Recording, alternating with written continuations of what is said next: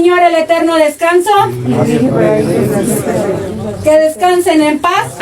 El concepto madre buscadora no tiene una definición legal en el marco mexicano o internacional. No existe. Sin embargo, en la práctica, al momento de hacerse real, al momento de aplicar todo ese conocimiento jurídico en situaciones sumamente puntuales y que nos afectan a cada uno de los ciudadanos, sale a relucir este término. Al hablar de derechos humanos, de desaparición forzada, las madres buscadoras se vuelven un punto clave. ¿Cómo podríamos definir el concepto de madres buscadoras?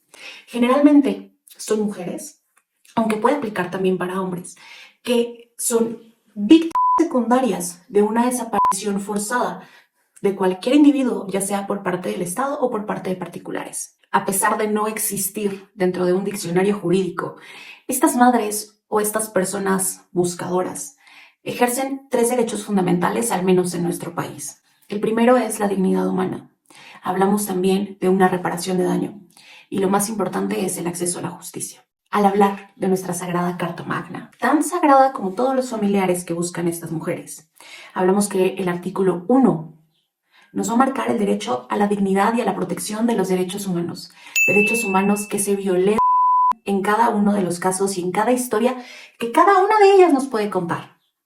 El artículo 17 habla de un acceso a la justicia que le ha sido negada a cada una de estas mujeres, a cada uno de estos padres, hermanos, sobrinos, que están buscando a sus seres queridos y que las autoridades se han declarado incompetentes, ya sea archivando una carpeta, el famoso carpetazo, o bien en la opinión popular.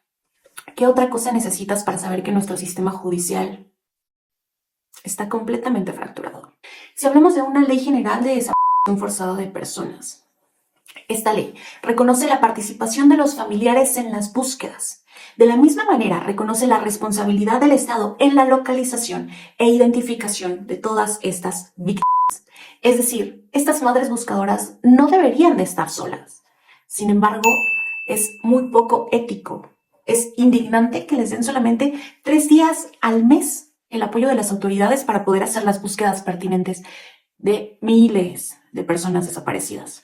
Si hablamos de instrumentos internacionales en los cuales se fundamenta el actuar de estas madres buscadoras, encontramos la Convención Internacional para la Protección de todas las personas contra las desapariciones forzadas en 2006 por la ONU. Tenemos también la Convención Americana sobre los Derechos Humanos, el famoso Pacto de San José de 1969. Esto va muchísimo más allá de aparecer en un diccionario jurídico. Tenemos una gran importancia social de las madres buscadoras, en donde han impulsado reformas legales, han participado en la creación de instituciones gubernamentales como la Comisión Nacional de Búsqueda de Personas y las comisiones estatales de búsquedas. Su activismo ha llevado a sentencias de la Corte Interamericana de Derechos Humanos, que terminan siendo una resolución o una sugerencia para el Estado mexicano que deberá aplicar para garantizar la seguridad de todos sus ciudadanos.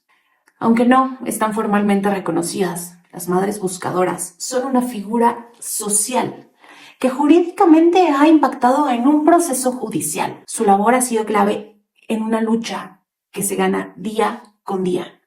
Y lamentablemente, en un enunciado que nos repetimos los mexicanos al menos todos los días.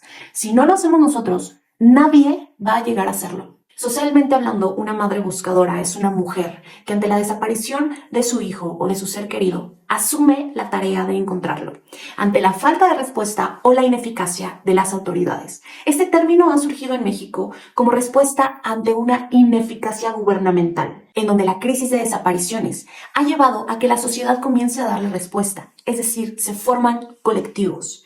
Dentro de estos colectivos, los familiares y personas que se unen a la búsqueda realizan actividades de campo, así como labores de denuncia y de exigencia de justicia, es decir, tienen que trabajar en 3 flancos. El primero es en la búsqueda, literalmente de campo. En la segunda es en desarrollar todo el proceso penal para que puedan encontrar a su ser querido. Y el tercero es en hacerlo público y en esta parte de activismo. ¿Por qué una mujer, por qué un hombre tendría que pasar por esto? ¿Por qué una mujer o un hombre tendría que desaparecer? Hablamos también de ciertas características que socialmente pueden definir un poco a una madre buscadora. Recordemos que estas características pueden tenerlas, cada una de ellas, pueden tener solamente una, pero con que tengan una creo que lleva a la indignación total de la sociedad. La primera es que no busca solamente a su hijo, sino que busca a todas las personas desaparecidas bajo la premisa de que buscando a uno, los buscan a todos. Se organizan en colectivos para compartir información, apoyo emocional, la parte de resultados de cada una de las búsquedas. Realizan búsquedas en instituciones, en hospitales, en fosas clandestinas, en zonas de conflicto con un alto nivel de riesgo. Normalmente, una madre buscadora denuncia la impunidad, exige la verdad, la justicia y la no repetición de estos crímenes. Las madres buscadoras han transformado la percepción de la desaparición forzada en el país. Visibilizan una crisis humanitaria a la que nos estamos enfrentando y forzan de forma pública y mediática a los gobiernos a implementar mecanismos de búsqueda. A pesar de enfrentar violencia de todos los tipos, incluyendo la parte de amenazas, el hecho de ponerse en riesgo a cada paso que dan, ellas han logrado la identificación de restos humanos, la apertura de investigaciones y, lo más importante,